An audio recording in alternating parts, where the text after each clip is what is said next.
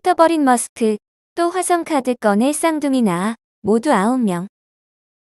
트위터 인수계약 파기를 일방적으로 선언을 하고 트위터는 물론 글로벌 업계를 뒤집어 놓은 일론 머스크 테슬라 CEO가 선언 직후 열린 컨퍼런스에선 화성 정착이나 출산율 재고 등 엉뚱한 얘기만 늘어놓았다고 로이터 블룸버그 통신 등이 보도했다. 블룸버그 등에 따르면 머스크는 이날 미국 아이다호 선밸리에서 열린 앨런 앤코 컨퍼런스에서 트위터 계약 파기 문제와 관련한 질문에 답하지 않았다.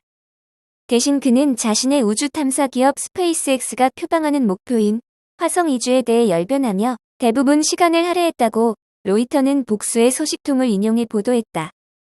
또 최근 쌍둥이를 낳은 머스크는 컨퍼런스 참석자들에게 출산율 제고의 긍정적인 효과를 강력히 설파하기도 한 것으로 알려졌다. 그는 자신이 설립한 뇌신경과학 스타트업 뉴럴링크의 임원인 시본 질리스와의 비밀연애를 통해 최근 쌍둥이를 얻었다. 이로써 2008년 첫 결혼 이후에 만난 여성들 사이에서 모두 9명의 자녀를 두게 됐다. 앞서 머스크는 컨퍼런스 참석을 24시간도 채 남기지 않은 시점에 440억 달러짜리 트위터 인수 거래를 파기한다고 선언하는 8쪽 분량의 서한을 트위터 측에 전달했다. 가짜 계정 현황을 제공한다는 계약상 의무를 트위터가 준수하지 않았고 직원 해고 등 영업행위 변경 사항에 대해 동의를 구하지 않는 등 인수계약 조건을 크게 위반했다는 게 머스크의 주장이다. 4월 말 갑작스럽게 인수 방침을 발표해 트위터를 뒤흔들어 놓았던 머스크가 2달여 만에 또 갑자기 일방적으로 인수 철회를 발표하자 트위터 측은 발끈했다.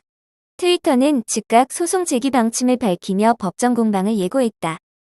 로이터는 트위터의 파라그 아그라왈 CEO와 네드 세갈 최고 재무책임자 역시 이번 컨퍼런스의 예정대로 신사답게 자리했다. 그러나 머스크의 선언에 불편함을 느꼈을 2명의 참석자라고 트위터의 부글부글한 속마음을 대신 전했다.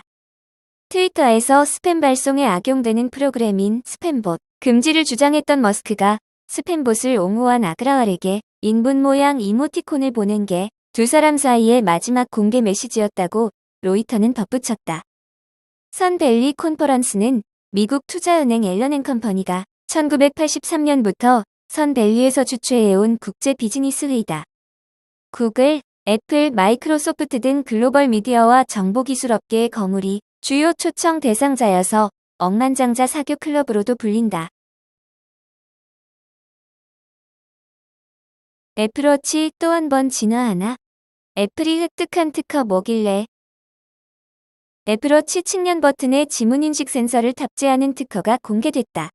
지금껏 신기술에 관해 슬로우 어답터였던 애플이 지문인식 센서를 넣은 최초의 스마트워치를 내놓을지 기대를 모으고 있다. 특허 전문 매체 페이턴틀리 애플에 따르면 미국 특허청은 최근 애플이 획득한 53개의 특허를 공개했다.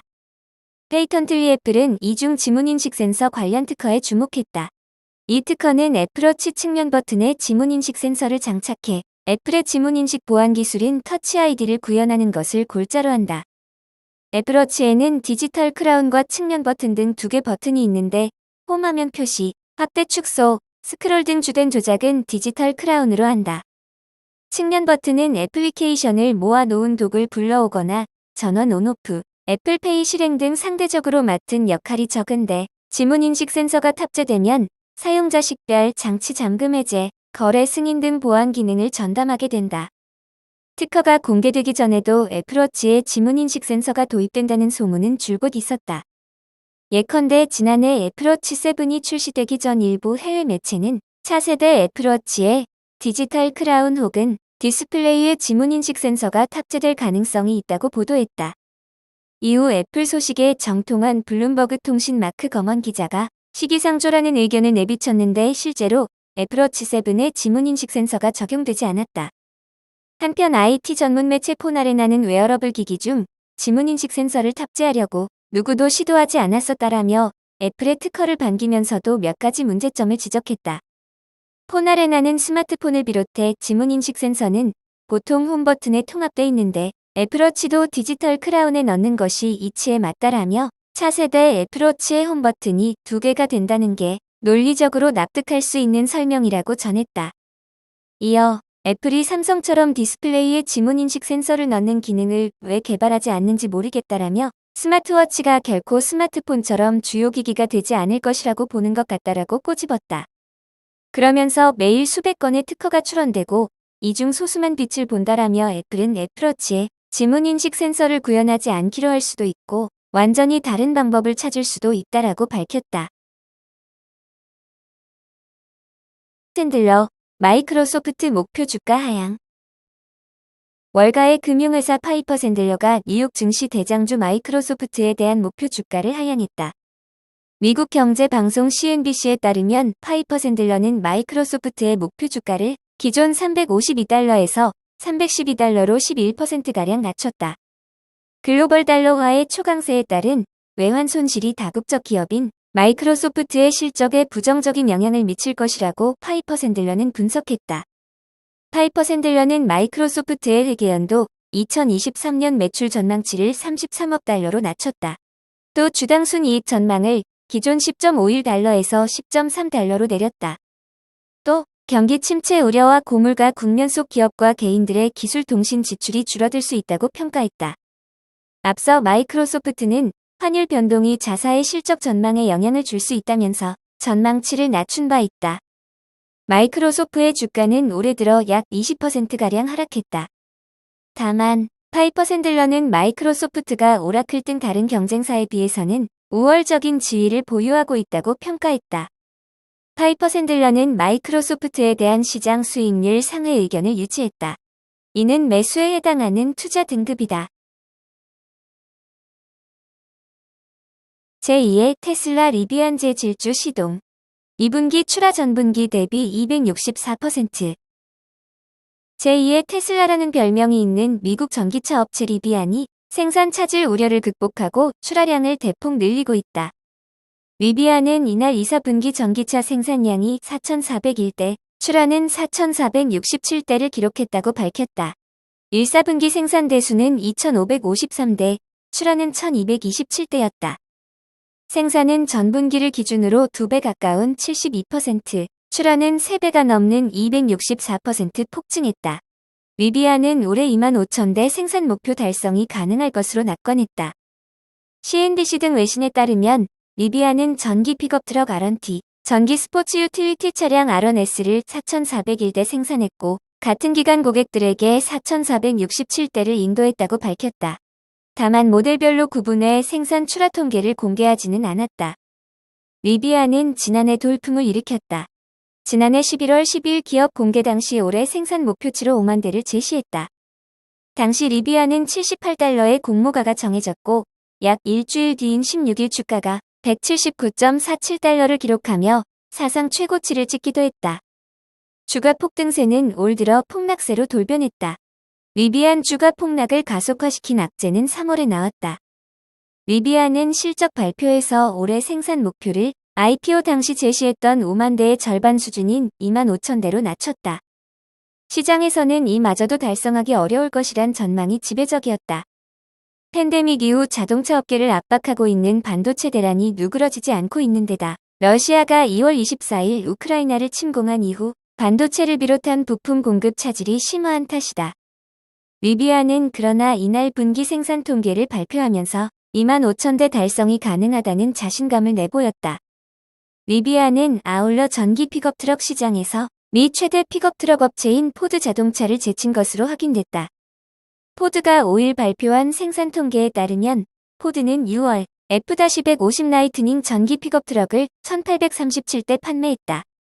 5월 후반 생산 개시 이후 누적 판매량은 2,296대였다. F-150 라이트닝은 미 베스트셀러 픽업 트럭인 F-150의 전기차 버전이다. 이에 반해 리비안은 지난해 말 생산을 시작한 이후 6월 말까지 모두 7,969대를 생산했다. 전기차 보조금 확대 호재 전기차 주가 싱싱. 이번 주 중국 호재가 전기차 종목들을 일제히 끌어올렸다. 코로나19 봉쇄 여파로 성장세에 심각한 차질을 빚고 있는 중국 정부가 경기 부양을 위해 자동차에 대한 판매 보조금을 지급하기로 결정한 것이 전기차 주가를 끌어올렸다. 중국 토종 전기차 업체들의 미국 증권 예탁원 증서가 큰 폭으로 뛰었고 역시 중국 시장 비중이 높은 테슬라도 최근 5% 넘게 폭등하며 $700 주가를 회복했다. 베런스에 따르면 중국은 모든 자동차에 판매 보조금을 지급하되 이른바 신에너지 차량에는 더 많은 보조금을 지급하기로 했다. 중고차, 신차할 것 없이 보조금을 지급할 계획이어서 자동차 판매 가격이 낮아지고 그만큼 수요를 부추기는 효과가 있다. 신에너지 차량은 전기차, 플러그인 하이브리드 자동차 등을 일컫는다. 중국의 자동차 보조금은 수년간 지속돼 왔지만 시간이 갈수록 보조금 규모가 줄어들었다. 올해 초만 해도 전기차를 구매할 때 받는 보조금이 30% 줄어 2,400달러에서 1,700달러로 인하됐다. 그나마 올해 말로 보조금이 종료될 예정이었다.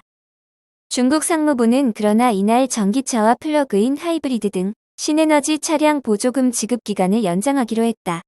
중국 중앙정부의 보조금 외에 각 지방정부 보조금도 지급된다. 금전적인 지원만 있는 것은 아니다. 이산화탄소 배출이 적은 자동차는 자동차 등록 절차가 간편하고 각종 주행 규제에서도 제약이 덜하다. 상무부는 보조금과 함께 전기차 충전소 확대 계획까지 내놨다. 충전소 건설을 적극적으로 지원하고 거주지역 내 충전소 건설의 속도를 내겠다고 다짐했다. 아울러 자동차 판매 확대를 위해 거주지역 내 주차장, 주유소, 고속도로 휴게소, 버스터미널과 화물터미널 등을 확충하고 충전소 비용 인하도 유도하겠다고 상무부는 밝혔다. 시티그룹 애널리스트 제프 청은 이날 중 상무부 발표가 전기차 종목들의 호재라고 평가했다. 경기 둔화세 여파로 성장세에 제동이 걸렸던 전기차 종목들이 재도약하는 발판이 될 것으로 기대했다. 투자자들 역시 같은 기대감을 갖고 있는 것으로 보인다. 니오는 최근 뉴욕 시장에서 폭등한 22.60달러까지 치솟았고 시펑도 급등한 32.13달러로 장을 마쳤다. 테슬라 역시 최근 급등한 752.29달러로 마감하며 700달러를 회복했다. 테슬라 상승폭은 이날 뉴욕 증시의 스탠더드 앤드 푸어스 500 지수 상승폭 1.5%를 크게 웃돈다. 중국 시장에 거의 노출되지 않은 루시드 그룹, 리비안 자동차 등도 덩달이 큰 폭으로 뛰었다.